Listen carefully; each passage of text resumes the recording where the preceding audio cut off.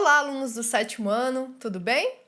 Nos capítulos anteriores, passados lá antes da pandemia, nós falávamos sobre o surgimento da Europa medieval, que foi um tipo de sociedade formada a partir da união entre os povos romanos e os povos germânicos, que começaram a invadir o império lá por volta do século IV.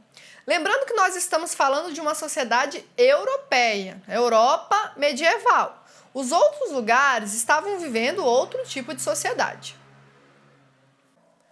Talvez seja a hora de nós nos perguntarmos por que estudamos e valorizamos tanto a história da Europa. Eu vou dar dois motivos para vocês.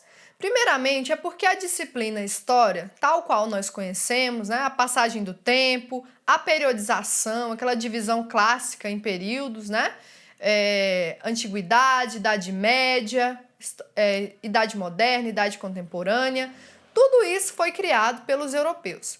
Até mesmo o nosso calendário é o calendário cristão, A gente percebe a história antes e depois de Cristo. Então, tudo isso é porque os europeus estavam percebendo a sua própria sociedade. Então, a disciplina História foi criada nesses termos. Outro motivo é que nós fomos colonizados por europeus, portugueses eram europeus. Então, a gente acabou tendo a nossa história incluída num período da história dos europeus.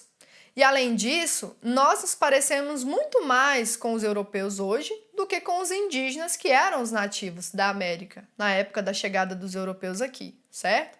Então, a gente absorveu não só a história, mas os valores, o idioma, a maneira de perceber o mundo, Tudo isso a gente absorveu dos europeus.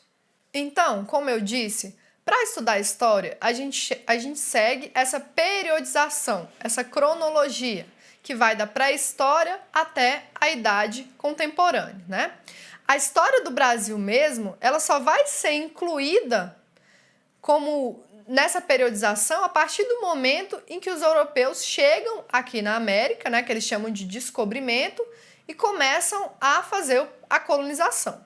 Então, a gente tem uma sintonia entre a história europeia e a história do Brasil. A história dos nossos antepassados, que são os indígenas, por exemplo, ela só começou a ser inserida nos estudos de história recentemente, há pouco tempo. Uma lei, lá do ano de 2003, obrigou os livros didáticos a começarem a falar sobre a história dos indígenas.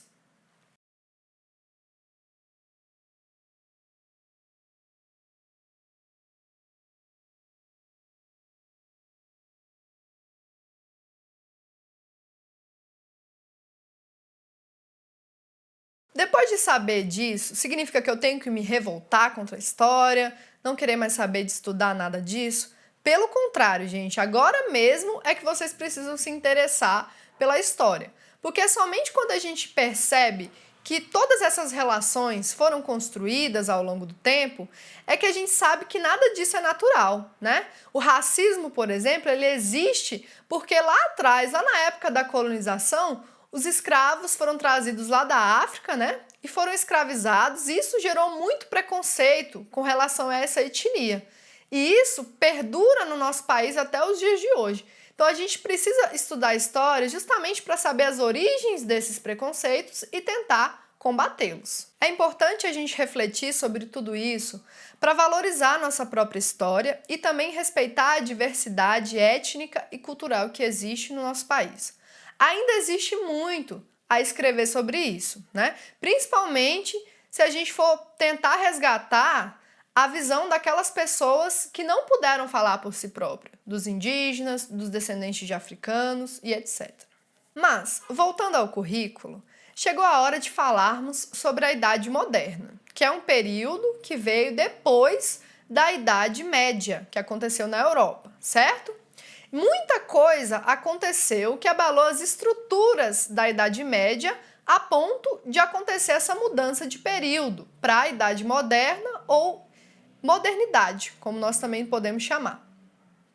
Muita coisa mudou, mas muita coisa também permaneceu. É importante a gente lembrar que a história é marcada não só por rupturas, mas também por permanência, certo? Por exemplo, apesar de ter acontecido a Reforma Protestante, que foi um dos grandes eventos que marcou a Idade Moderna, a Europa não deixou de ser cristã.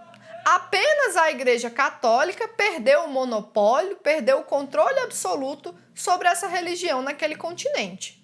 Enfim, durante a Idade Moderna ocorreram várias mudanças importantes que merecem a nossa atenção. A descoberta do Novo Mundo, a Reforma Protestante, o mercantilismo, o absolutismo, são todos assuntos que nós abordaremos posteriormente em vídeos separados. O importante é que vocês saibam que a Idade Moderna, ou simplesmente modernidade, tem esse nome, recebe esse nome, porque foi um período marcado por mudanças intensas e mais aceleradas se comparados ao período anterior.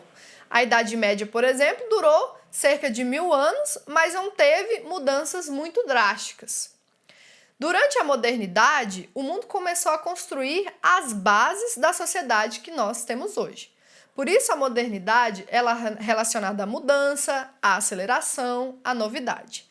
Gente, por hoje é só. Como eu disse, nos próximos vídeos e nas próximas aulas, nós abordaremos separadamente os principais assuntos relacionados à Idade Moderna. Até mais!